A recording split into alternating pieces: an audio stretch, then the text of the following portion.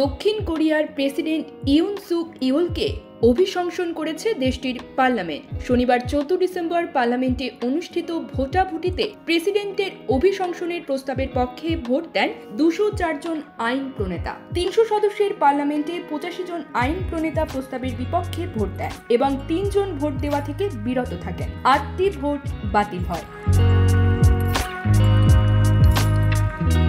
ভোটের আগে রাজধানী সিউলে ইউনের পক্ষে ও বিপক্ষে হাজারো মানুষ সমাবেশে অংশ নেয়।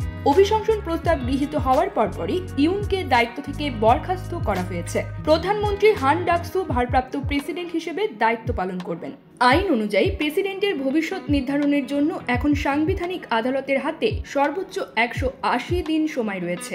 আদালত যদি ইউনকে অপসারণ করেন অথবা তিনি পদত্যাগ করেন তবে আগামী 60 দিনের মধ্যে নতুন প্রেসিডেন্ট নির্বাচনের আয়োজন করতে হবে।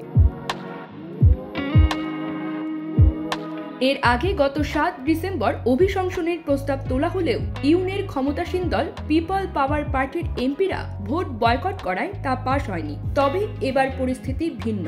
গত 3 ডিসেম্বর দেশে আকস্মিক সামরিক আইন জারি করেন ইউন। তবে বিরোধীদের তীব্র প্রতিবাদ ও বিক্ষোভের মুখে পিছু হটেন ক্ষমতাসীন দল পিপল পাওয়ার পার্টির এ নেতা।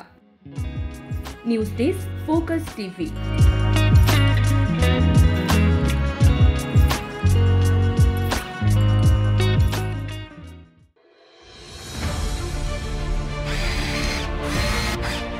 আলোতে থাকুন, ফোকাসে থাকুন, হাত রাখুন প্রজন্মের হাতে।